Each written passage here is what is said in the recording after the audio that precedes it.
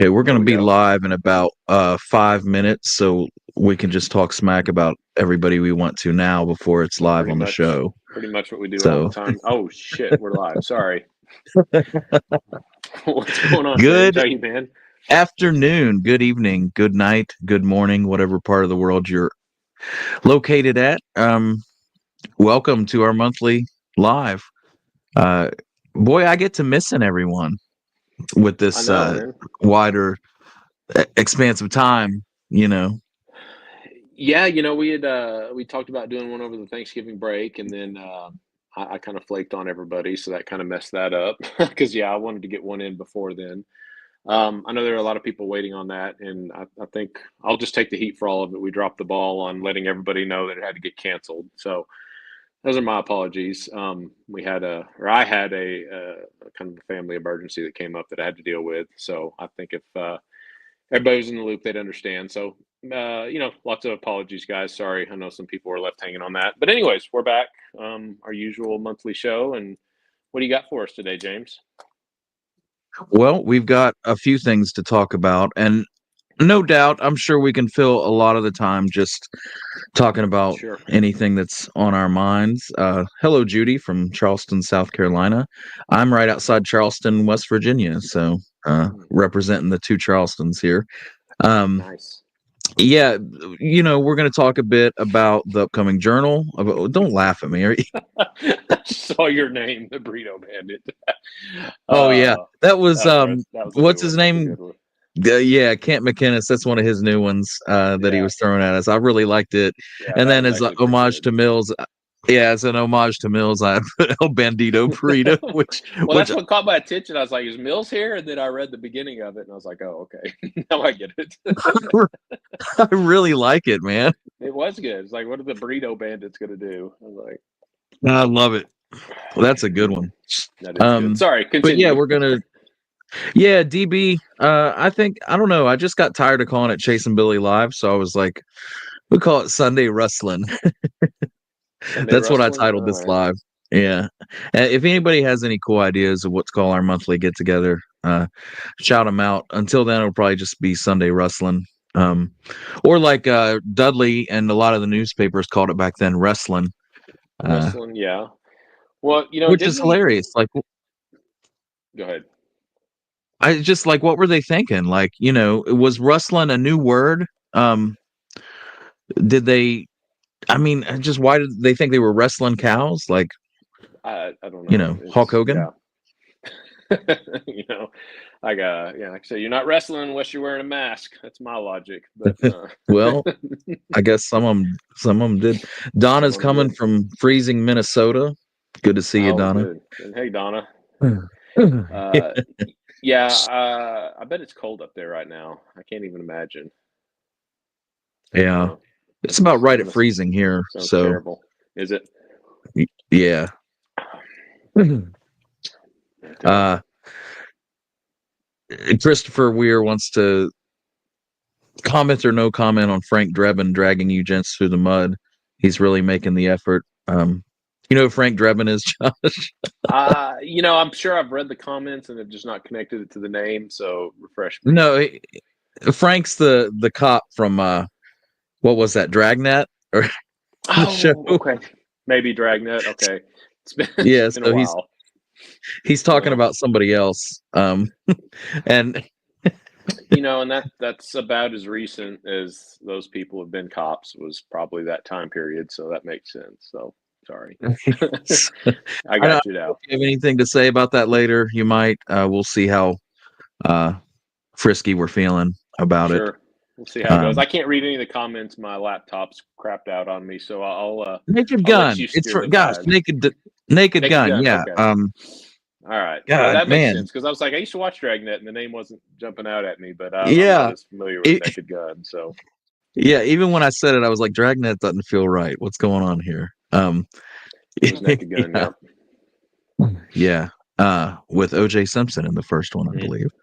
Um, not but ironic.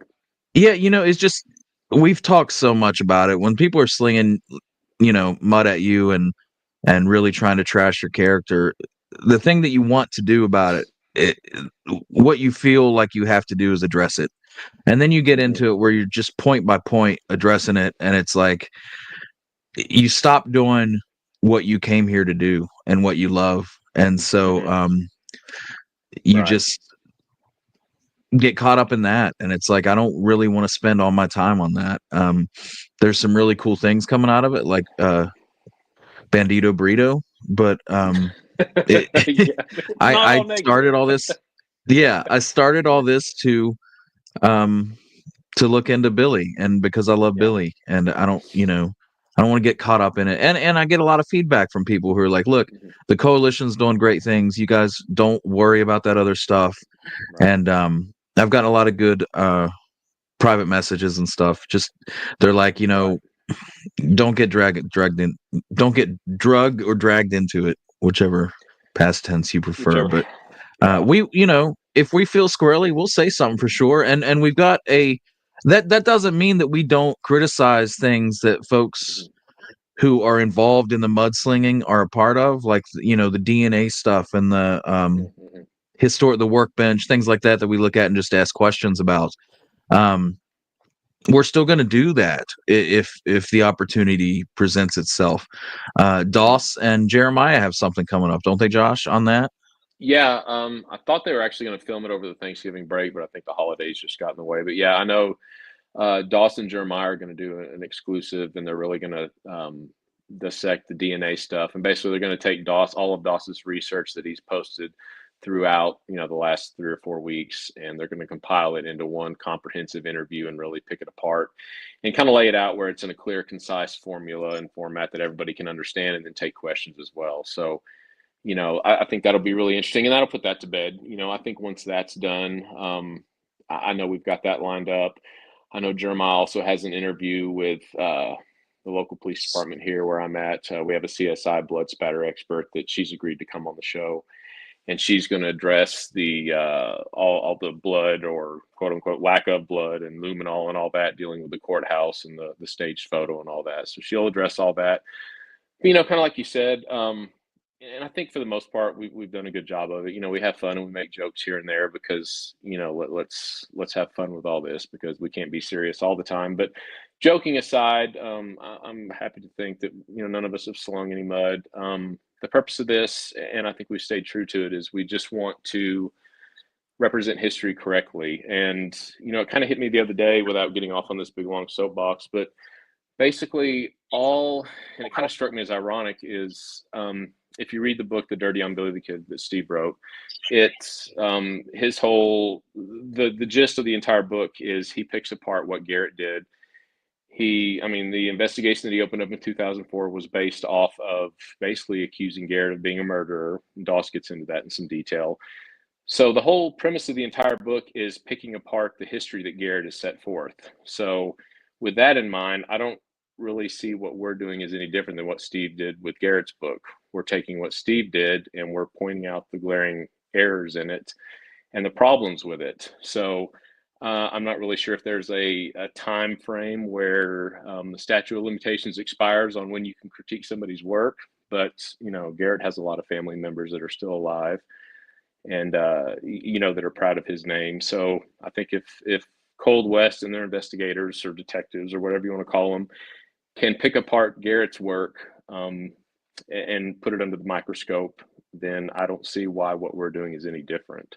Like I said, I don't think there's a statute of limitations on when you can critique somebody's work. So with that in mind, I don't really understand the hostility, and I guess I understand it. It just isn't right. But as long as we Well, stick to correcting history and trying to present it in the correct light, let the chips fall where they may, I guess, because I just don't see how what we're doing is any different than what other people have done with Garrett's work.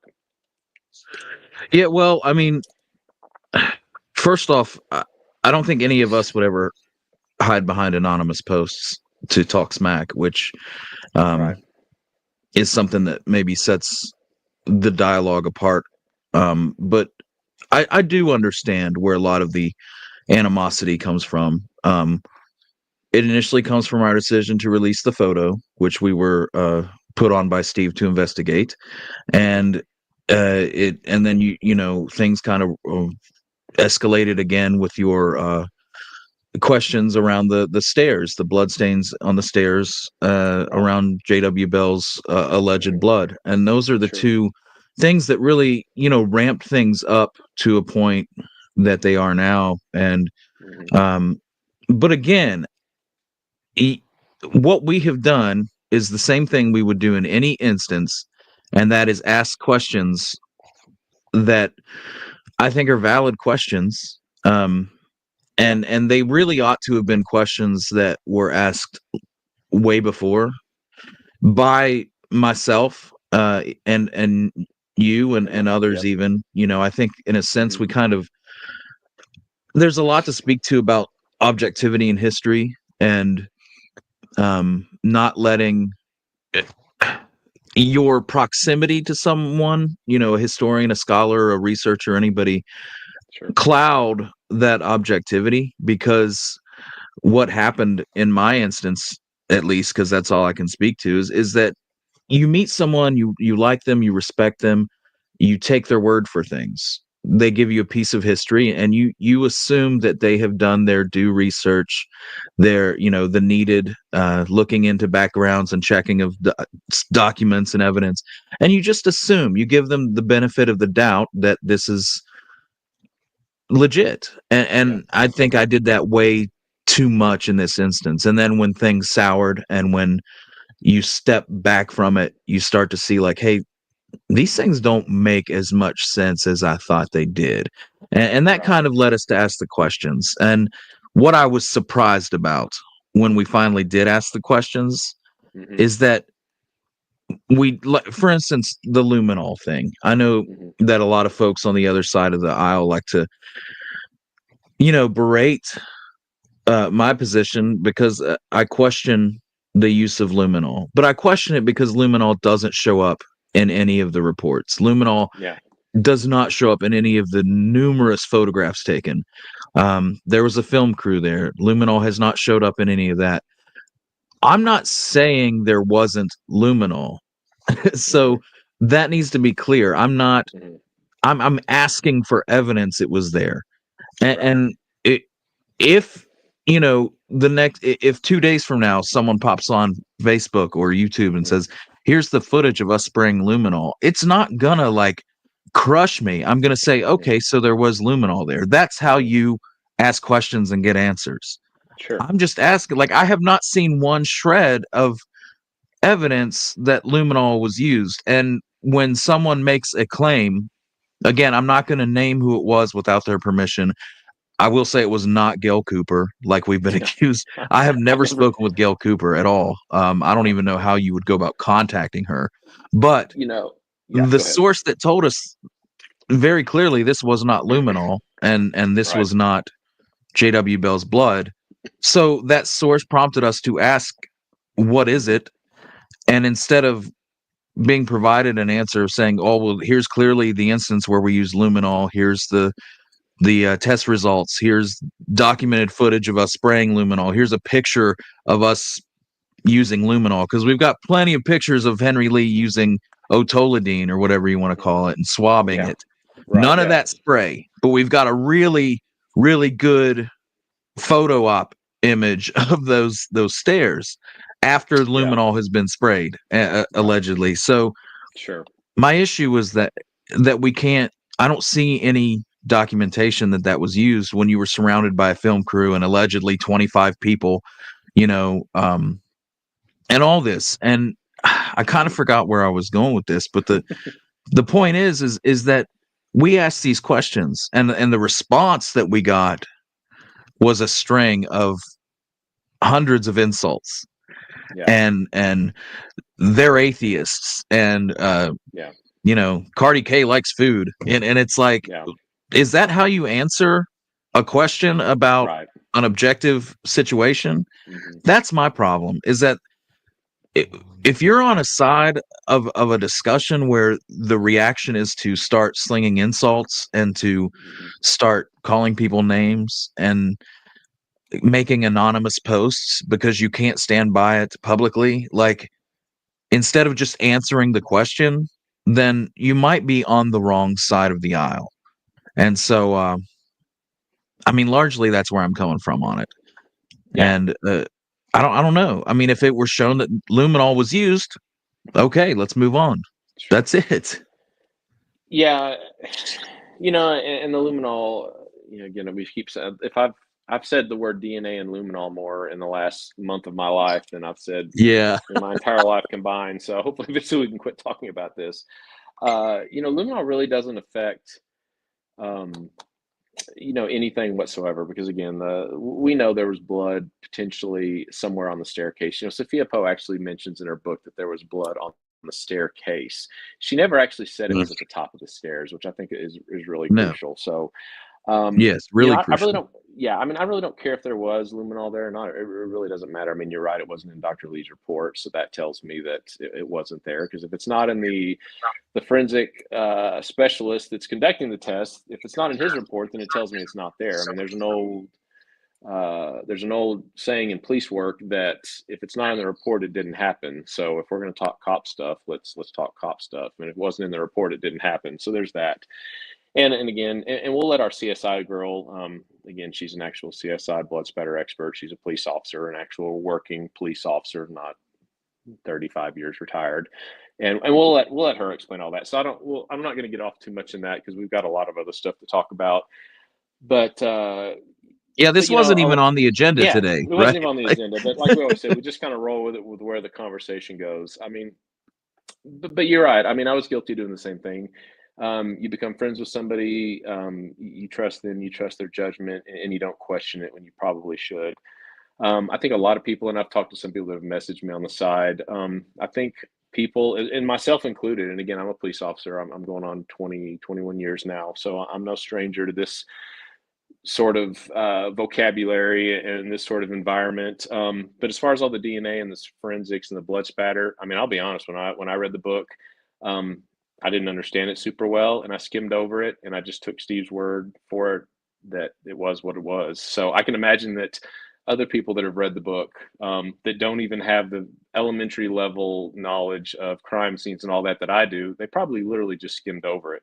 And it's when you stop and you go back and you really start analyzing it and asking these really not even hard questions, just like, why does this look this way? Why are you doing that? I mean, and again, I don't want to get into to that because Jeremiah's got that lined up and he'll really answer all the questions. But you're right. Sometimes you just have to stop and turn back and ask those hard questions. And when you ask those questions, as long as you're doing it in an academically honest way, seeking the truth, you shouldn't get trashed for it. And, you shouldn't have your name destroyed. You shouldn't have rumors spread about family members that have nothing to do with this. You shouldn't have to deal with any of that. So, anyways, we'll keep doing what we do. Just so everybody knows, like I said, we're not here to fight, to call names, to do anything else. We're just going to keep representing history and bring it to everybody so they can kind of have a better understanding of what's going on, and we'll figure it out together. But that's all I've got to say about Yeah, that. absolutely. Um, so we do have a few things to talk about, and I've got Sure. nowhere to be, so I'm in no particular hurry. Let me bring up some screenshots here. What do you want to talk about Sure. first, man? Well, We can let's talk about the membership yeah, journal. let's do the membership thing real quick because we've already started getting new members in, and I want to kind of explain all that. I think I sent you a photo of the membership packet and whatnot. If you don't, I've got one beside me. I can just lift it up in front of the camera. Yep, you But did. basically, I'll yeah, share go it ahead here. and show that up, and then I'll talk about that real fast, and then we'll debut our journal after that because I think Sweet, people would like to see that hopefully and kind of get an idea what you got coming. dude. I gotta say, the journal just it blew me away. Dude, I can't wait. Uh, I know I've got to finish proofing the copy that they sent us. I haven't finished that yet. Just checking for the and minor that's errors here and there, but it's so good. it's Matt, right? Working on it. Yeah, Matt over in England.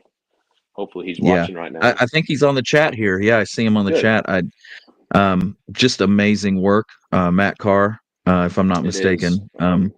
It's Just yeah, it's he's incredible. lent his talents to the cause, and it's Mhm. just, I mean, it blew me away.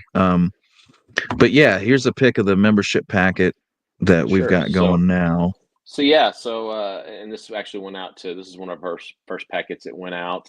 So what you're going to get here, it's actually coming in two waves. We did it a little bit different this year. So whenever somebody signs up, you're going to get the Billy the Kid quiz 2 while supplies last. And everybody don't freak out. I do have quite a few of them. So if we get like ridiculously popular and we make the Tonight Show, I might run out of copies, but don't panic. We've got enough. So with your membership, you'll get a bookmark that you see there. You're going to get the Cardi K, Chasing Billy logo. That's a magnet. And then a thank you card from us. That's the initial one. And then whenever the journal comes out, which will be February, March, maybe a little bit earlier because we are ahead of schedule right now with it, then you'll also get the journal sent to you in the early spring or late winter, however you want to look at it. So you'll actually get two packages. As soon as you sign up, like I said, you'll get what you see here on the screen. And then when the journal comes out in the spring, you'll get that as well at no additional cost. It's all included in the initial sign up fee.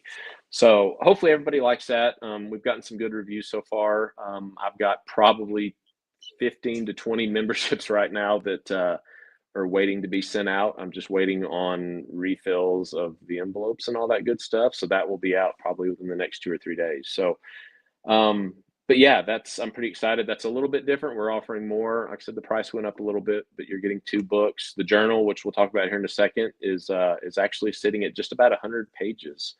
It's huge. If you get the WWHA quarterly journal, it's actually larger than that. So really, really excited about that. We're toying with offering it in hardback too for an additional price, but we'll mess around with that later. But yeah, so that's the initial package that you're going to get. And then, so we have a question here before we debut the cover, and then I talk about that.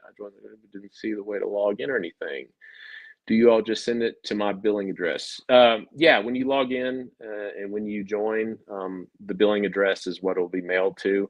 If that's an issue, I'm not smart enough to tell you how to go in there and change that. So just send me a private message or an email or whatever, and I can mail it to a different mailing address if that happens. That's happened to a couple people. So yeah, that's not a big deal at all. Yeah. But yeah, so that's what will come with the initial membership when you sign up. Like I said, the Billy the Kid Quiz 2 book, we talked about it a little bit before. I was blessed enough. Again, everybody knows Alan Barker and my relationship. I met up with his family. I talk to them regularly, and they've sent me a large supply of his books. So, and they wanted them put out there more and circulated to kind of get their dad's works back out there again. So we're including those in the membership.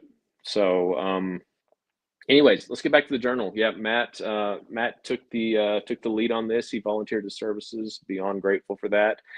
I don't know what he's probably told me, and I'm sorry, Matt. I'm not sure what he does for a living, but if he doesn't do this for a living, he's wasting his time and his money. So yeah, without further ado, this is going to be the cover of our next journal. The photo you see first off of Billy, Mr. Richard Waddell, everybody should know him. He's the author of Antrim was my stepfather's name, correct? Yep. Am I good? Mm-hmm. Yep. Nobody knows more about the tintype than him. He possesses a first generation scan copy of the tintype when he worked in Lincoln, when it was at the Lincoln Heritage Museum there. He So was that allowed means to take that it. Mr. Weddle grabbed the tintype and scanned it, right? A high res. So if I remember the story right, and I might have it wrong, so if I have it slightly wrong and somebody knows, they can correct me. But if I understood right, he did take it with their permission, and I believe they went to New York with it and had it like professionally scanned in by, like, I don't know, whoever was the best in the business at doing it at that time. And he does, as far as I know, he's the only one that owns a first generation scan of it. So that first generation scan, you'll see in David Thomas's book, The Trial of Billy the Kid. And as far as I know, that's the only publication that has a first generation scan of it until now. He was gracious enough to allow us to use it for the cover of the Coalition Press. So, thankfully, he also gave me permission to use it, and it will also be used in my John Poe book that's being wrapped up again. So, but yeah, so this is the cover of the next journal that's coming out. You see the back of it. Our very own Mel did the back cover. If you remember right, last year's, we had some artwork by Mel. This is some more different artwork, same style, Billy on horseback. but yeah, I'm super excited about this journal. I mean, you can kind of see just from looking at the cover. The feature article is probably going to be marking Stinking Springs, and we go all into that project with huge 2-page covered photos of everything. Originally the feature article of it was going to be finding Bob Ollinger and my research into finding Bob Ollinger, Bob Beckwith, and Charlie Crawford. But the Stinking Springs project was so big and turned out so well, we kind of shifted the focus onto that just a little bit. But yeah, we've got that. David Thomas writes an article called Billy's 126 Days in Hell, talking about Billy's time from the time he was captured at Stinking Springs to the time he escaped Lincoln. He goes into a detailed analysis of that. James Mills gives us a really good article on Fort Sumner and the history of the village of Fort Sumner. Of course, Doss has a couple pieces in there. Jeremiah does. I know you do. You and I did some really cool work on locating Beaver Smith and his not only his origins, but what happened to him, which has been completely unknown up until now. So yeah, Mel did a 4-page spread. Her and I sat down, spent a lot of time on it, and we did the complete research of Lincoln, the town of Lincoln, and we recreated Lincoln as to what it looked like specifically when Billy the Kid escaped from it in April of 1880. There's some really good maps out there on Lincoln, so we weren't really reinventing the wheel on that. But the problem is they included buildings that were built after Billy's time and or buildings that maybe have been before Billy's time and were destroyed before Billy was there. This is the only map that I'm aware of that has nothing but the structures that were there at Billy's time in 1880. So I'm really, really excited about that. Mel did an amazing job on it. So yeah, that'll be featured in there.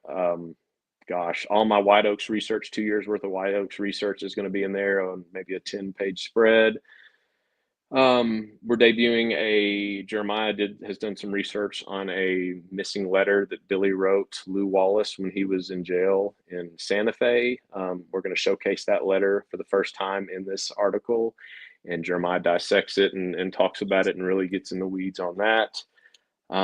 I don't know, man. What else am I missing, James? You've looked at it in its entirety. Is there anything else that we're not touching on? Well, I mean, I'm not sure. That's a lot. I know The it's a letter to lot. Wallace is, I mean, for decades, for a century, we've had the numerous letters that Billy wrote to Wallace, and that's it, and that's Yeah. always been the narrative. But yeah, I mean, and there's nothing groundbreaking in this. It's just to have another Mm-hmm. letter Yep. in the Yep. mix that we can say, yes, on this date Billy wrote to Wallace again. It's just Yep. really cool. Yep. And it's It a kind of connects testament that to the timeline. things that are in the hands of these private collectors who, Oh yeah. things that have never seen the light of day. And Mm-hmm. hopefully folks will continue to come forward with that Right. stuff and Yep. let everybody see history, And which this is is really cool. absolutely, and this is the same collector, Larry and Dean, that brought us the supposed Joe Antrim photo that we showcased in our last journal that I still stand behind, and the bill of sale from White Oaks that we talked about on an episode a month or two ago. So this guy's collection is legitimate. I don't know if or when it will ever go to the public's eye. That's up to them, and we're just here to kind of help facilitate the provenance on a lot of things and help them out how we can and showcase some of them. But yeah, it's an amazing artifact that you'll see for the first time here. So I'm really excited about that. Man, it's a great journal. Like I said, every single one gets better. I thought with the last one that we topped it, and then we come out with this one, and I'm honestly worried how we're going to get any better than this now. So, man, I can't wait. Like I said, it's 100 pages. It's thick. It's a real deal. It's good. It's the best Billy the Kid publication you're going to find out there. We've got a pretty good spread of that piece behind me that I've got framed up there. Mm-hmm. Um, Yep, by I see Mandy it. Monk, Uh-huh. great Yeah, that's artist, in there. and Mm-hmm. and I wanted to put that in there and Mm-hmm. give her credit for that because that's a really cool piece, and Yep. I was thankful to receive that from my wall, but also really cool that we threw that in the journal. Yep. Um, Yeah. Man, it's Yeah. just the best I've ever seen. Um, Mhm. It's this go around, it's and great. Matt's visual eye for this kind of thing really made that possible because it looks so Oh, good. Oh, I know. David Garrett, Skurlock's relative that we've had on the show. He's got an article on Tom Folliard that's incredible. He showcases a couple images in there that I don't think are completely new, but I know they've not been published or certainly circulated much. So I'm Right. excited about that. Man, I know I'm forgetting somebody because there's so many articles in there. And actually, there we had more material. I just honestly, I just Well, had to we've got stop at a certain point i- and in and addition just to the save it. back cover and the art, Mel did that pictorial bio of Tunstall. Yes, yes. See, I knew, like I said, there's so much there. I know I'm forgetting it. Yeah. You're right. Mel does a really good job. I forget what we title it, but it's basically John Tunstall's early years, and she follows him around, follows his footsteps through London and whatnot, and finds some family graves and where his boyhood home was, etc. So yeah, there was things in there, when she went and explored that area that I'd never seen before. I don't think you had either. So Oh, and there's just so much, like we talk about, we try really hard not to just reshare tired old information like so many publications do. And I mean, God, I would be willing to say that 90% of what we've got in this journal, if not all of it, is all just brand new information, brand new photographs, just all new stuff that, man, I just can't wait to showcase. It's so good. Like I said, this is on the caliber, the level of like True West or Wild West magazine, minus the ads. We have 3 ads in there, if I remember right. Tombstone Epitaph has always been really good to us, and we represent them as well in the journal. Mike with Cochise County Travelers, he's phenomenal. He helps us out every way. He's got an ad in the journal. We've got a couple Billy the Kid book advertisements in there, but that's it. There's no turquoise jewelry and Indian feathers and Wrangler jean ads and all that other crap that makes up 50 to 60% of other publications. It's just all Billy the Kid, Lincoln County War history. God, I'm excited about it. I wish I had it right now. But yeah, so man, hopefully, like I said, guys, that'll come with your membership. You'll also be able to purchase it on the side as well if you just choose not to get a membership and you don't want the other stuff for whatever reason. But right. man, contrary to what people say, again, we make no money off of this. This is the same song and dance. Every bit of money that we make off of these journals does go to pay the bills. And what little is left, like I said, goes to help all these projects that we do. So um, any support y'all can give us is great. And again, you're just not going to find a better Billy the Kid publication out there. I challenge anybody to find something better. So, anyways, sorry, that's all. That's the spill I've got on the journal. I don't know if anybody had anything to say about that, or you've got anything else to add to it. No, just that it looks amazing, and I can't wait to Right. check it out in person. Um, going through my photos here. Uh, you want to talk about Zamora or Wilson? Let's talk about Wilson. Zamora's not as big of a deal, and we kind of already showed that. So, one of the, just looking at different projects to do and different things that interest me, I've always wanted to mark the grave of Squire Wilson or John Wilson. Or Um, Green Wilson? or Green Wilson, exactly. Actually, or the full name, his Christian name, if you want to say it, or on his birth certificate or whatever, based on his great great granddaughter that I was able to find and talk to, is Juan John Bautista Green Wilson.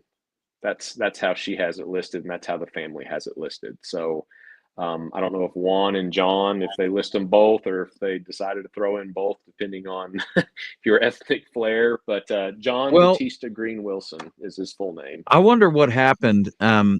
I found an article around 1875 or Hmm. 1876 that says Green Wilson. So at one point his name was Hmm. Green. Yeah. Green Wilson once uh, took an made a submission to the legislature. So by Hmm. a legislative act, wanted his name changed to Juan Okay. Bautista Wilson.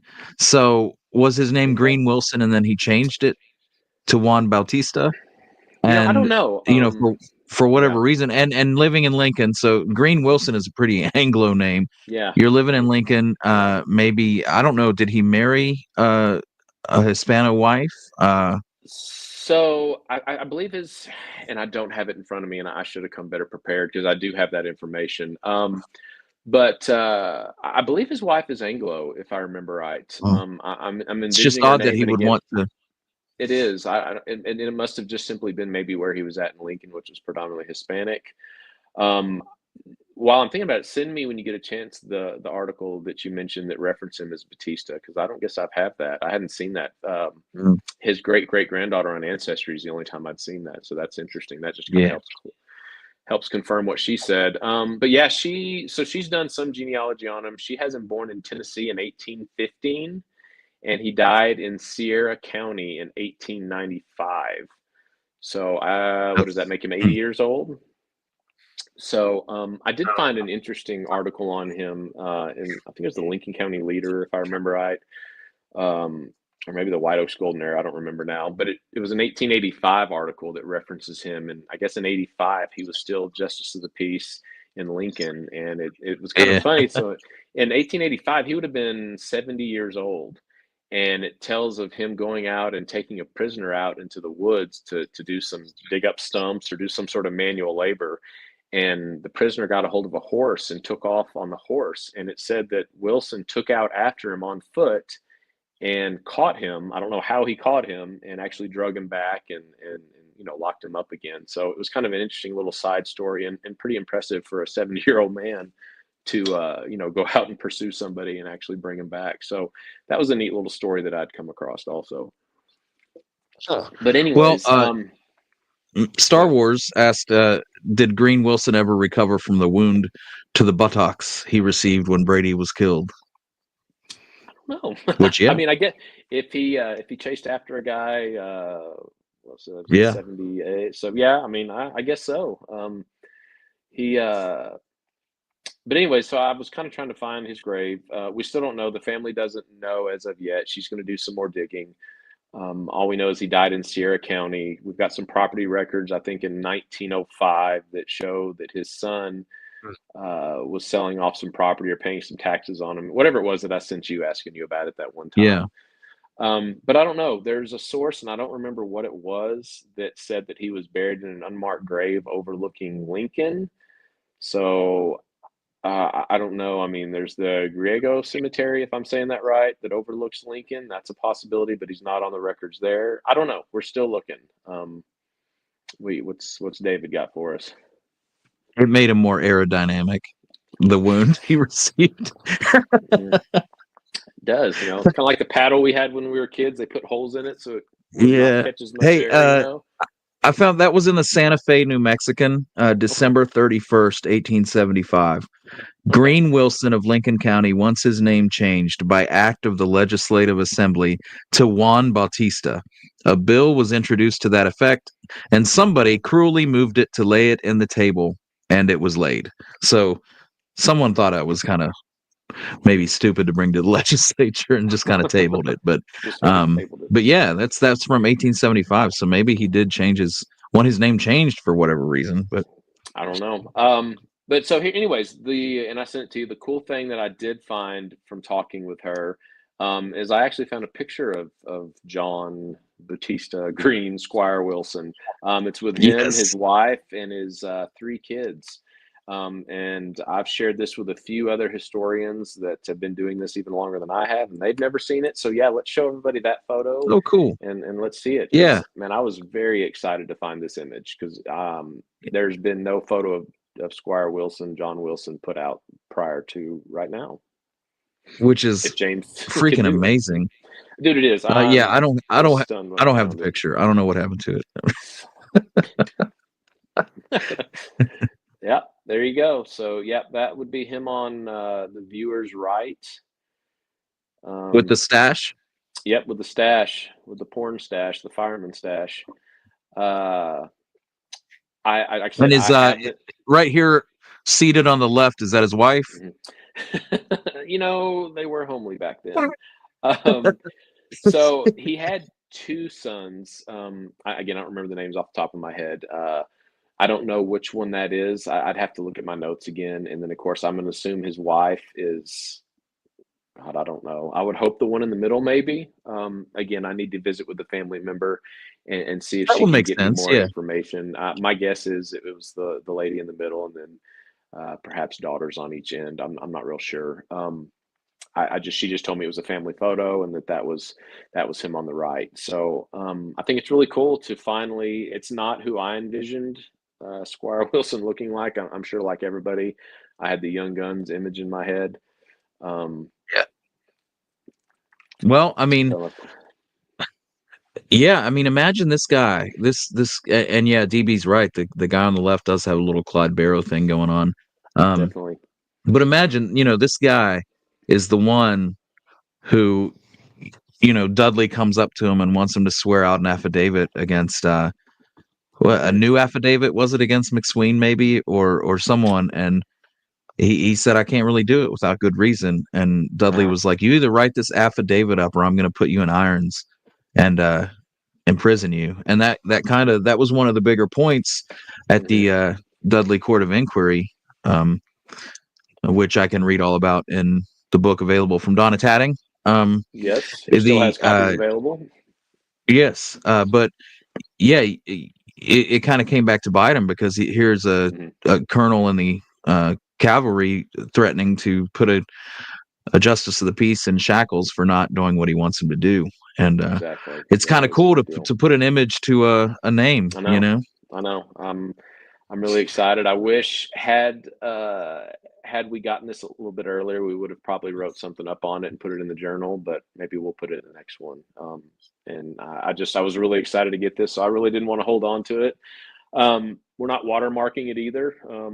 That's that's another one of my pet peeves. Everybody stop watermarking stuff. It's historical documents and photos. It's none of us own this stuff. Jeez. Anyways, That's a uh, that's a great point, and I'll say some more to that in a little bit. Um, sure. but yeah, excellent picture. Yeah, I was really, really excited about it. I don't know, man. Like I said, I shared it with a couple guys that are really into this stuff, the historians and authors, and they were pretty impressed too. It was really cool. And I just got lucky and tracked down the great great granddaughter, and she had it. And it's Amazing. actually on Ancestry now. You can go on Ancestry now, and you can find the image if you just look him up under the name that I searched. There's not a lot on him. That's the only photo I was able to come up with. But again, hopefully, when I re-engage with the his great great granddaughter, maybe she's got some more stuff for us. Yeah. And I know you shared this on the group, but Hmm. Francisco Zamora, Oh yeah, yeah, uh, very cool. probably one So of the lesser visited grave sites. yeah, I mean, I've been to Lincoln, shit, I don't know, 20 times. And I finally, for the first time, went to I guess it's Griego, if I'm saying that right, cemetery. It's going to be outside of Lincoln on the far west end of town, maybe three-quarters of a mile past the courthouse. There's a little bed and breakfast right there, and the lady that runs the bed and breakfast, crazy nice lady. The cemetery's on her property, and you got to get permission from her. And but yeah, you go up there, and it's a pretty large cemetery. I think on the log there's maybe 30 graves listed, but it's a couple acres. I guarantee you, there's probably 100 bodies at least up there. And then Wow. Francisco Zamora, everybody knows he was one of the individuals that was killed in the McSween fire right before Billy and Chavez and Folliard and all them made their escape. I had no idea that he was buried there. The first time I saw it and heard of it was when I walked up there and it was pointed out to me. So it's a new headstone or a newer headstone. I don't know who put it there. Yeah. It's kind of hard to read. It just says the bottom friend of Billy the Kid, so that's pretty cool. Can you read it? I can't Yeah. see it very well. Fatally shot in Lincoln, New Mexico, July 19th, 1878, at the McSween House. Friend of Billy the Kid. Real quick, Very thanks cool. to Joy for her Yes. contribution. We Thank you, appreciate every Joy. one of those. Yes. Thank you Thanks so so much. much. Um, So yeah, I just wanted to share that one. I've got a little bit of hope. I've not really dug into it too much, but maybe Wilson is buried in that cemetery. It Maybe. Yeah. obviously period wise is correct. I don't know. It fits what I was told, and again, I just don't remember where I was told this, but that it was in an unmarked grave on a hill overlooking Lincoln, which that cemetery does. So I don't know. We're going to do some more digging. I really just kind of scratched the surface on it, but that is maybe another future coalition project somewhere down the line. So if anybody else has anything about Wilson, send it to us if you don't mind. We'll give you a shout out, and maybe it'll kind of help us on our research. Yeah, definitely. And I think that wraps up all of the items that you had. No, well, we'll save that for the end if we got folks sticking around. Um, Sure. I know we're pushing an hour here, but I got nowhere to be. If you need to jet at any time, Josh, let me know. But I got another 15 minutes or so. real quick, What? I wanted to talk about a couple things. I bet I just X that out too. Let me open that up real quick. Recently the coalition released its core values, which I Yeah. thought was pretty cool. And one of those really got to me, really struck a nerve, a good Hmm. nerve, but a Hmm. nerve. And I'll share that real quick.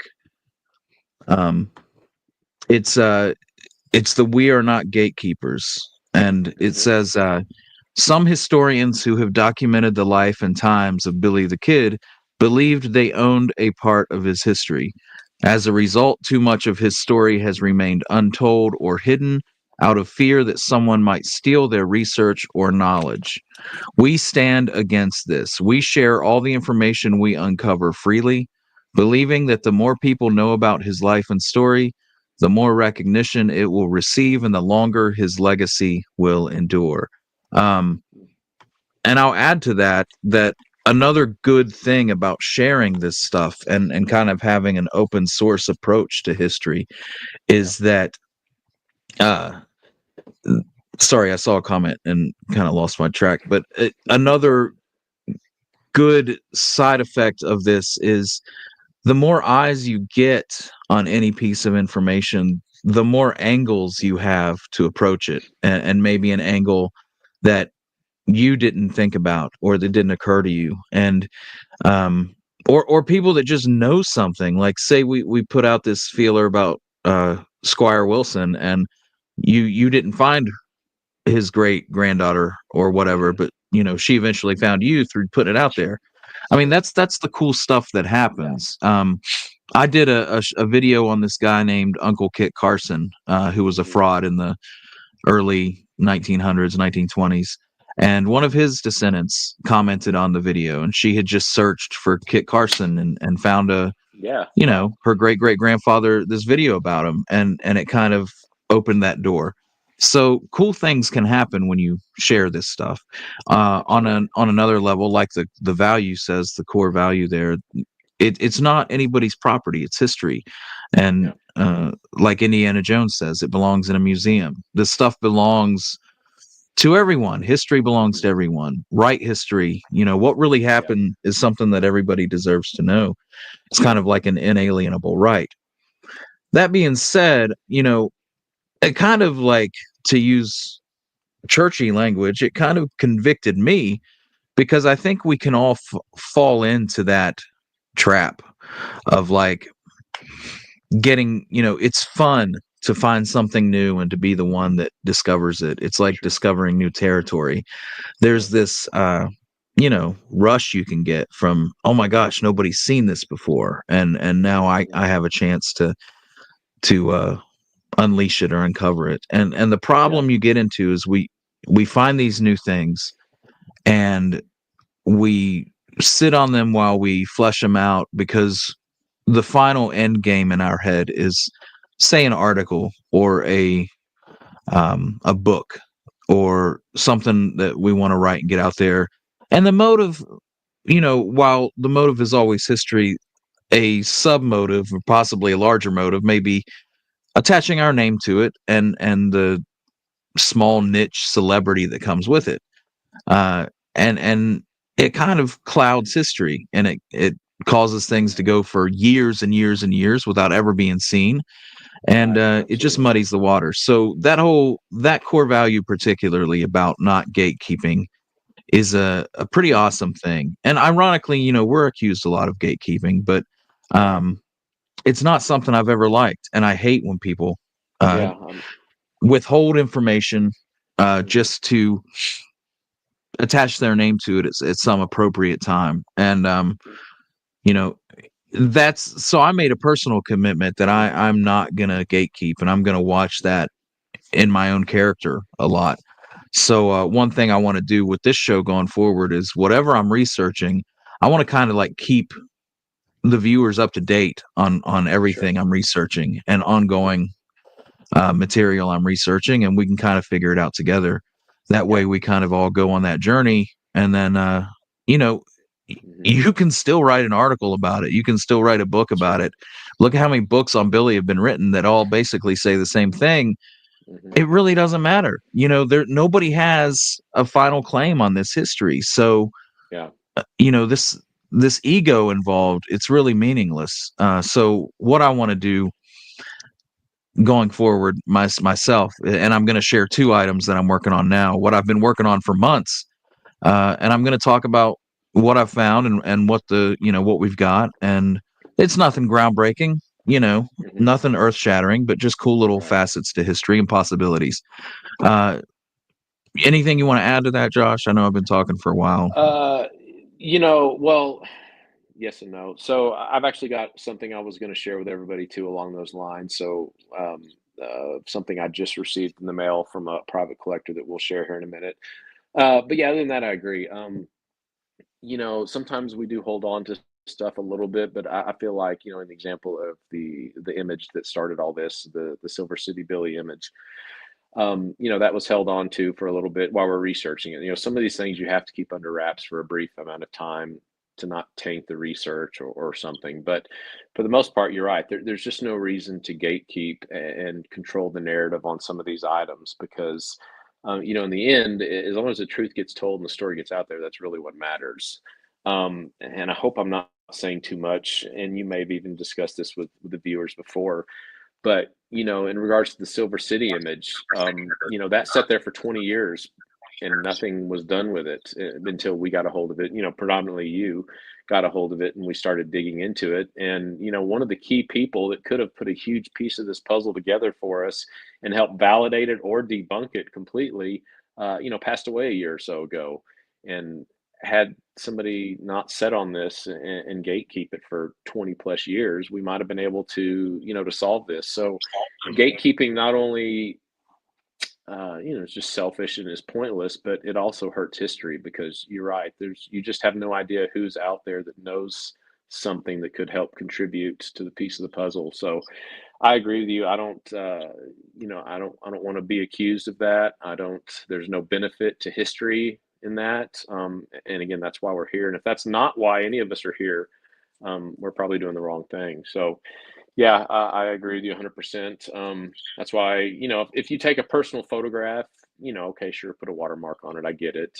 That's your property. But, as far as historical documents and stuff like that, that are history, to splash your watermark all over it is just tacky and is gatekeeping. That's gatekeeping in its finest. Two people do that in this historical world that we operate in, even outside into the wide Earp scheme and in the larger Western scheme. And the only two people I know that do that are Dan Edwards and Steve Cedarwall, and that kind of says a lot. So there's just no point in this. I mean, I want everybody to have this stuff, and we'll share it as it comes. While I've got the mic, I'll just on that note, and I haven't even shared all this with you, but I had a private collector that I've been talking to. He wants to stay anonymous, but he collects documents. That's his thing.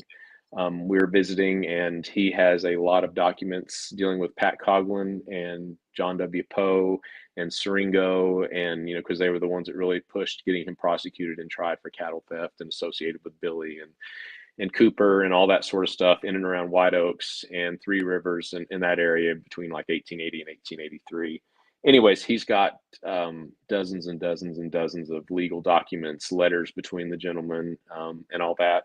And I mean, as you can see right here, I mean, all this is copies of those documents that nobody's seen before. I haven't even read all of them yet. So that's one thing we're working on is we're going to start transcribing that and getting that information out to everybody as well. So, yeah, it's just stuff like that. By just reaching out and communicating with people, they give you cool stuff like that, and that's one of the projects that I'm working on right now, also that will keep everybody updated on. So, anyways, what do you got, James? Sorry, I kind of ran away with it there.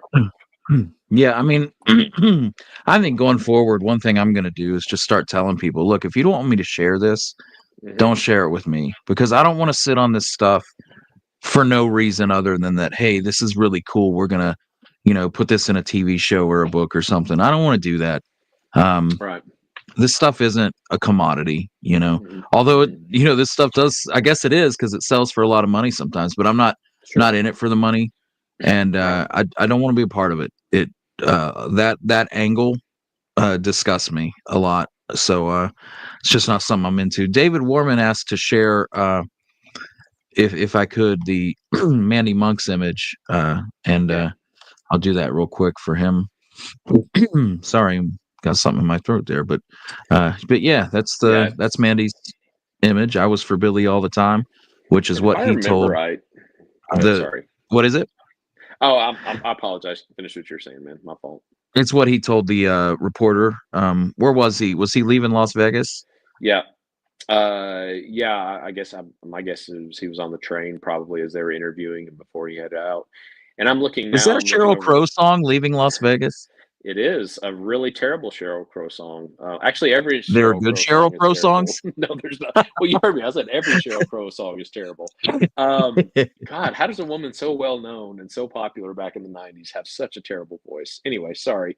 Yeah, I'm looking at the PDF of the journal that we're doing the final proofs on right now, and this image actually is the very last page. It takes up the entire page. So if anybody wants Nice, this image or whatever, it'll be in our journal in a full spread across the very last page of the journal. I wanted that to be the final thing in the book. And parallel to that is actually our coalition core values as well. So yeah, if you like that image, cool. Mandy, it's awesome.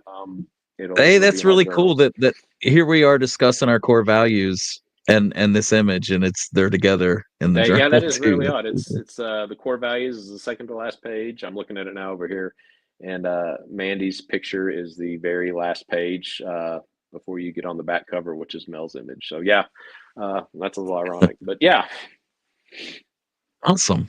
Um, I will. I'll share a couple things that I'm working on, just because sure, we've spent a lot of time lately talking about drama and talking about you know business, of the business of running a nonprofit, and projects and things like that. That we've spent very little time talking about research and things that we're looking into in history, and um, thought I'd share that with you, especially in the spirit of not gatekeeping. Um, not sitting on these potential fines yeah, for yeah, future uh, glory, some article or book or something. But I want to talk about Jesse Evans first. hmm Jesse Evans is an outlaw that we know very little about. We don't know quite where he came from. We don't know quite where he went. hmm Um, he rode with Billy. He fought against Billy. He went to Texas with some of the boys, and they killed a ranger. Got arrested. He was sent to prison for 20 years, I believe, for murder. I And think so. about, gosh, 2 years in, he just disappeared. He escaped, and I 1882. don't know. I don't know if he was working as a work crew or if he escaped from the prison itself. I think it was a Um, work crew if I most remember folks right. most I think. folks say that it's work crew. Most historians who talk about it. I haven't seen any primary material for that, but most people say it was a work crew and just that he, escaped, and nobody knows what happened to him since. And I feel like at there's an last, I'm article that able to says that, announce but maybe not. Go ahead. yeah, I'm finally able to announce that now we still do not know what happened to him. But Thanks for um, that. there, there is I was a like, wait a minute, what do we know, James? there's You there's one gatekeeping son theory of a about his bitch. yeah. Sorry.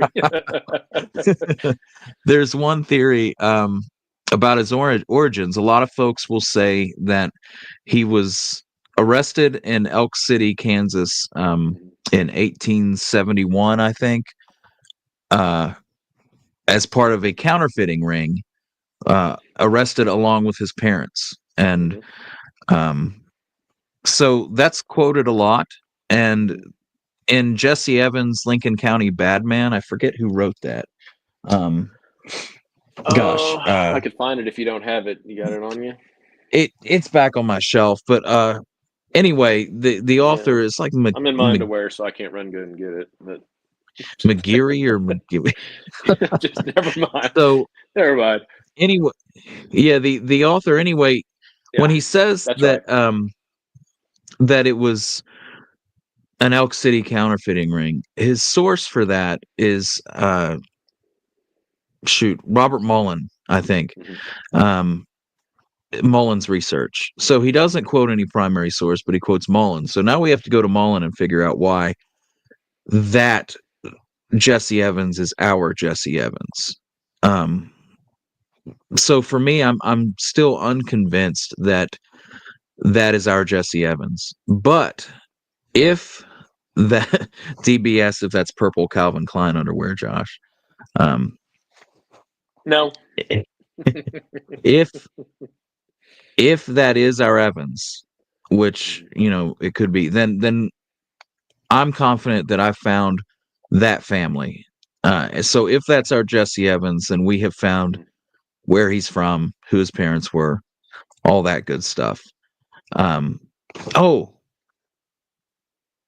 Massimo says, no, it's not our Jesse Evans, the man who was arrested in Elk City. I would love to talk with you Mhm. about why that's the case. And it's an awesome real time example of why we don't gatekeep, because Mhm. it, Yep. it seems like he's got some great info. We can put our heads together and find this out. The Jesse Evans, though, who was in Elk City, and if it Mhm. is ours, Jesse Evans, and maybe it's not, but his parents were named Jesse Evans Sr. and Louisa Evans. So yeah, I still I don't want to, is it Massimo or Massimo? I know it's not Massimo, but but Fucking I'll just hillbilly. call you Lemmy. Yeah, you're Lemmy. Lemmy. Lemmy. There you go. But That's easier. yeah, maybe we did. Jesse Evans Sr. and Louisa Evans, and their son was Jesse Evans Jr. And Jesse Evans Jr. was born in 1851 in Iowa. So if that's our Jesse Evans, then he was born in Iowa in 1851. Mhm. Had quite a few siblings, and we can track all those siblings. I haven't tracked um, this Jesse though. I haven't found any records of him past his arrest and trial. So maybe Lemmy can help us out if he found him after that. But Mhm. if that's him, then we at least know he was from an yeah. DB, that's where I'm at, man. I'm just gonna start saying Massimo. Um, Massimo. I just I suck at names and I hate getting them wrong, and I like to take the awkward moment to ask how to pronounce it instead of just glossing over it. But yeah, so this guy was from Iowa. His family was from Iowa. They moved to Kansas in the Elk City area. They were arrested with about I have a list here, maybe like six other people. Mhm. But there was a J.J. Allen and a Elizabeth Allen, his wife, Mhm. the Evans parents, and Jesse Evans, George Wilkinson, a guy named Clements, a guy named McCart. So it's like McCarty without the Y, but I was like, oh, here's another conspiracy McCarty Yeah, here it goes. Right. connection. James Gooseman, Thomas Drake, they all went to, most of them went to court. This Jesse Evans was fined $500 and sent packing, and that's the last time I found him. But maybe we can put our heads together. Uh, me and Natalie says me and Massimo can Massimo.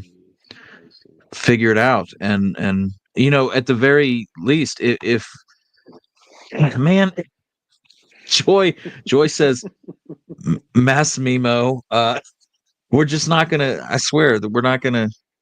I'm just gonna We're not call going him to get Chuck. anywhere. We're just gonna call him Chuck. Chuck, Chuck, I Chuck. like Chuck.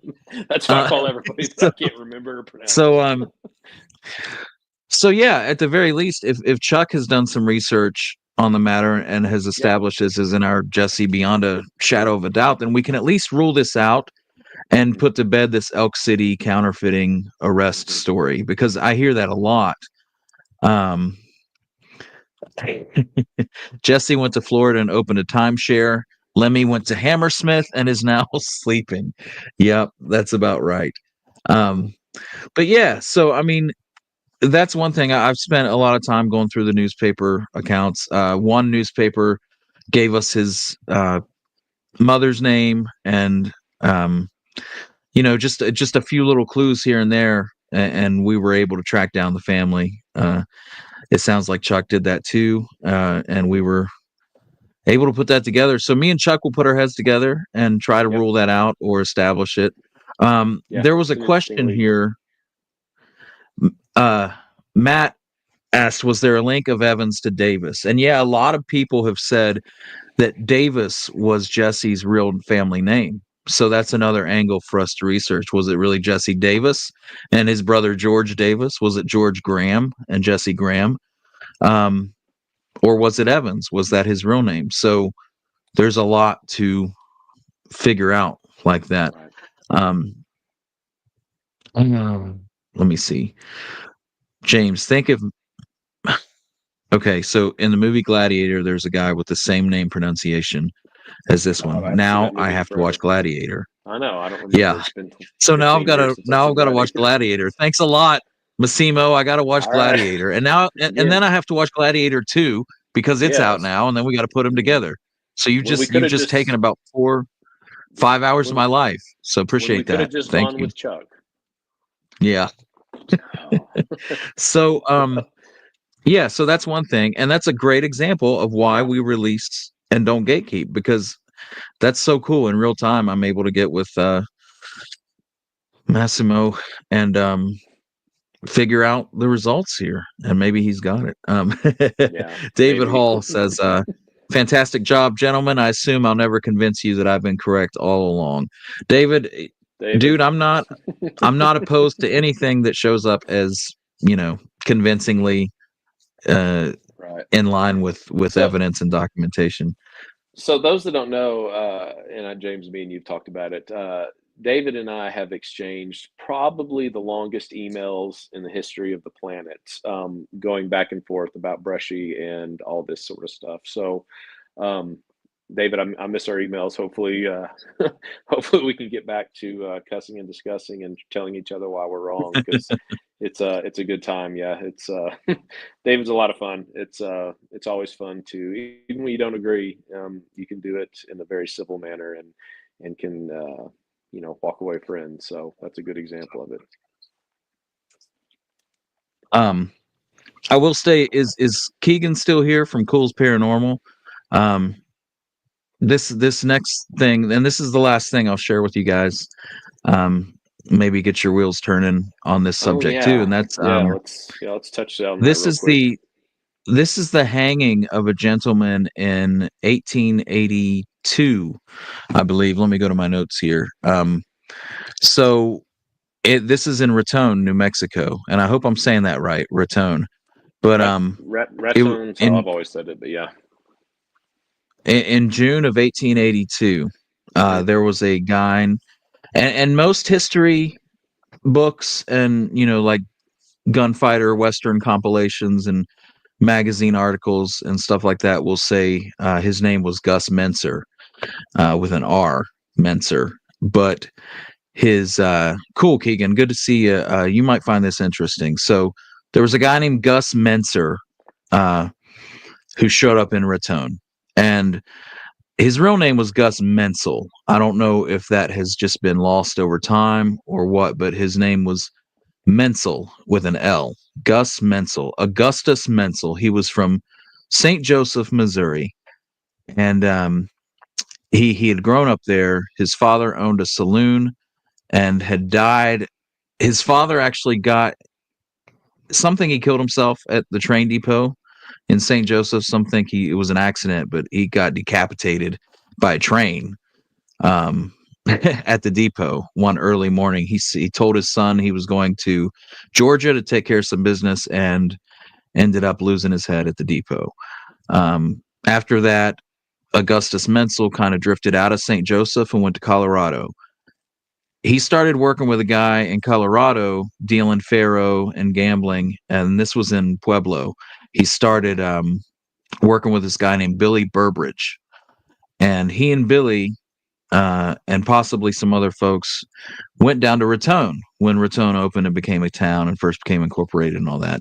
So they're down there. There's just this migration of gamblers go down to Raton, and it must have become an issue because some of the newspaper articles speak about kind of this tension between the folks living there and the residents and the gamblers. So, keeping up with the chat here, but yes, Nat says raton means mouse in Spanish, and a lot of the newspapers or a few accounts were talked about how it meant rat. So, yeah, that's cool. Well, not cool, but Yeah. that's what it is. It is what But it yeah, is.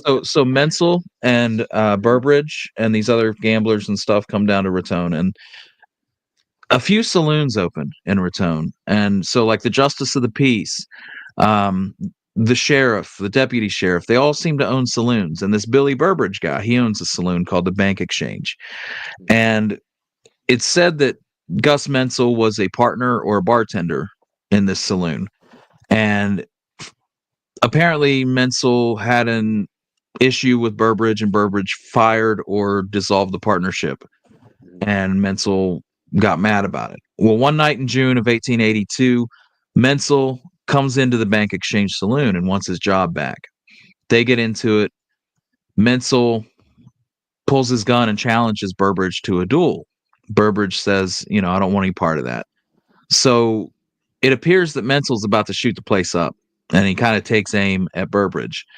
And there's a guy named George Turner who's there as well. And George Turner is a gambler from Colorado. And George kind of shouts a word of warning, and the deputy sheriff is in there. His name is Dolman.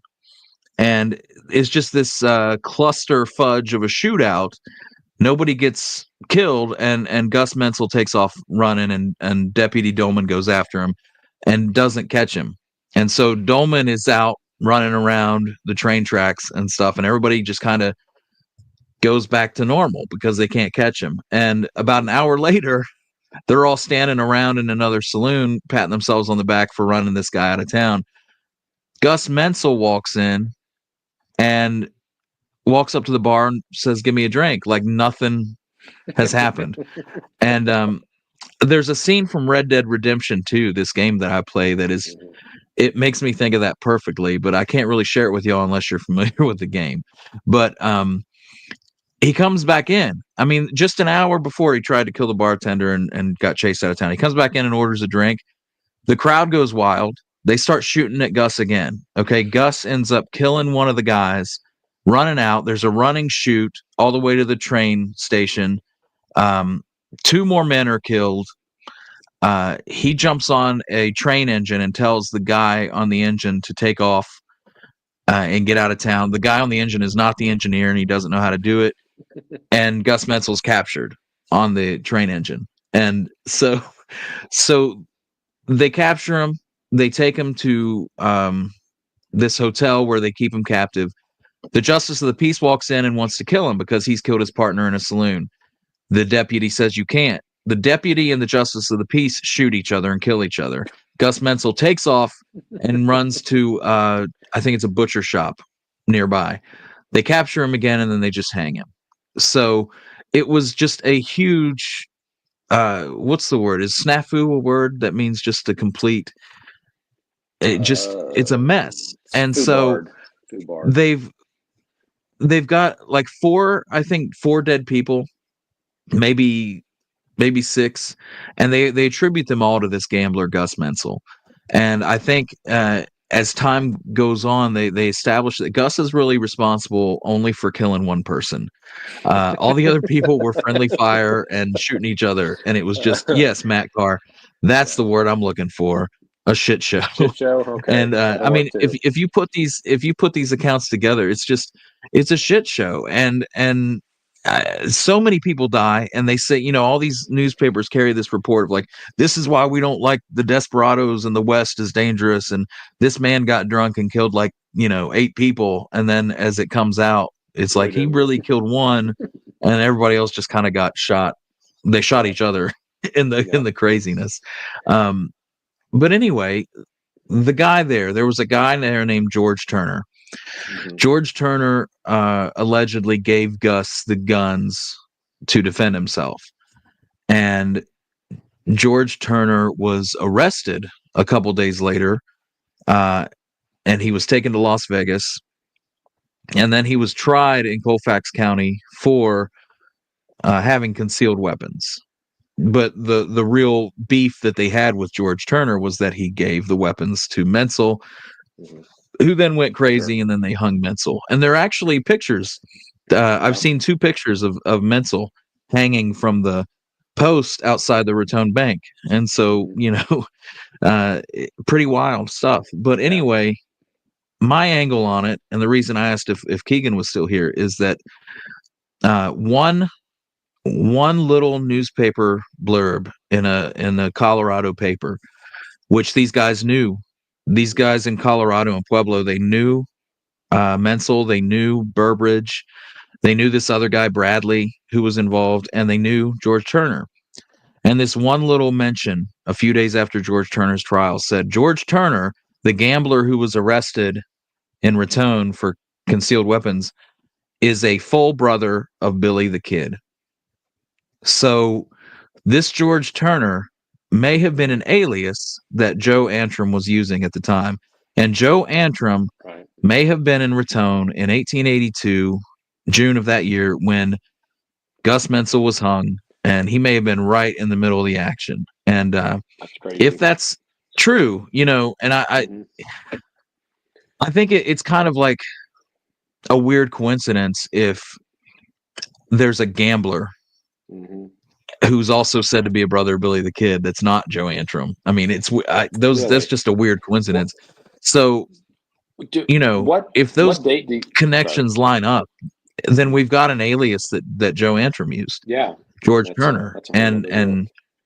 yeah, Well, and can we don't track this? forget, that Antrim was in Albuquerque in '82, so that would Yeah, place him in New Mexico. I'd have to look at the that's when month he on met. both of them.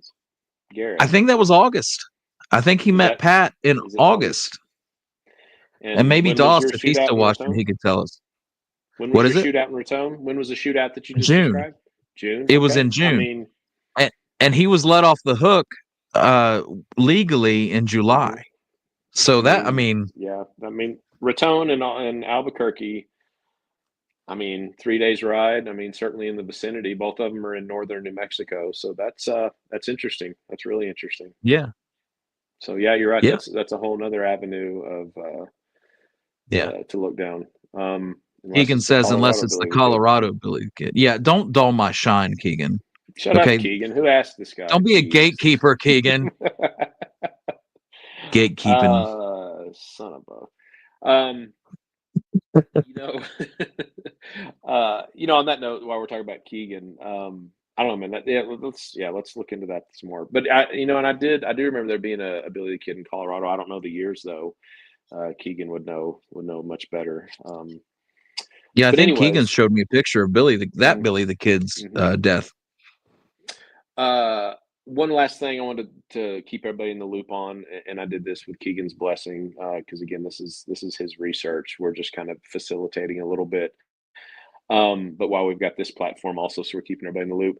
So as everybody knows, Keegan and his group found what we believe to be the location of where Joe Antrim's buried. He put out a video. Hopefully everybody's seen it. We've shared it on this channel. It's on our Facebook page. Phenomenal research. I'm not even going to get into all that because we need to have him on the show and he can go into details of how he came about that. Basically, all we're doing at this point in time, as far as the coalition, is we're just kind of supporting him in any way we can. And of course, we're going to work with him to mark the grave. We've already got the financial backing. We've already got a donor we've actually got two donors that'll probably fist fight each other to pay for it. We'll see. But yeah, we've got that lined up. The slight hiccup not really hiccup, but the reason that it takes so long, and probably why nobody's done this before, is, and I didn't realize this, but HIPAA follows you after death. So we've hit a really big roadblock with the legal department at the hospital there. And about 2 days before the Thanksgiving break, I finally got through to the right person. I don't want to name her name just yet because I don't know if she wants to be involved. But she's going to do some of the inside legwork for us to see what we have to do to get the legal documentation from them, confirming that's where they put him right now. Keegan and us just got a verbal over the phone, but hopefully as soon as Christmas break, maybe next week, as early as Monday or Tuesday next week, we'll get some legal documentation sent to us stating that. And as soon as we do that, then we're going to mark his grave there in Colorado. And again, this is Keegan's deal. His guys did some amazing research. We're just kind of trying to help out any way we can.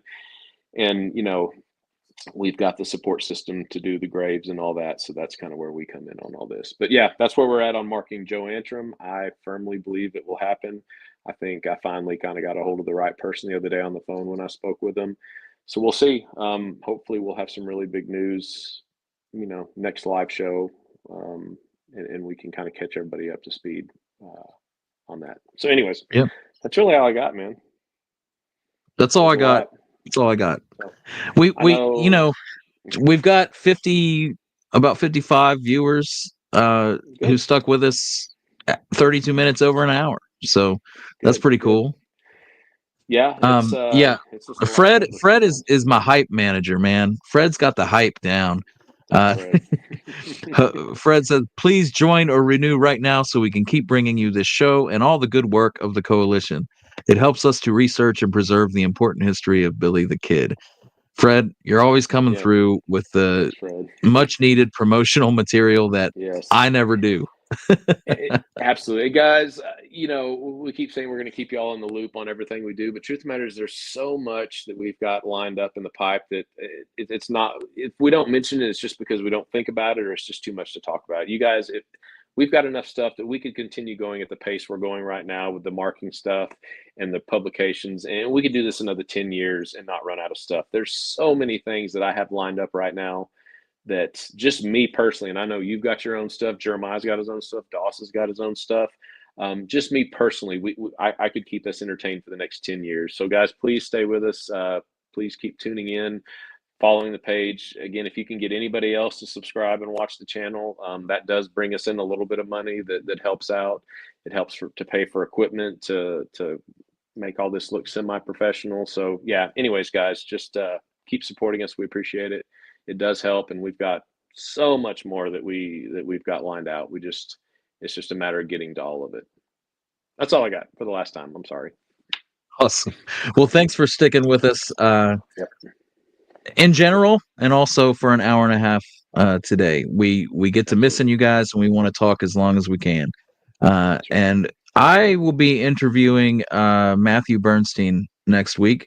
He's got a new book coming out. He's with he's the editor of the Wild West Historical Association Journal, and we're going to talk about his new book and some Western stuff in general. And so that will be coming out soon. John LeMay is going to hang out for a video soon and talk about some of his new books that he's got out. So we've got some stuff coming that will be on the channel. So perfect. Okay, it's going to be fun.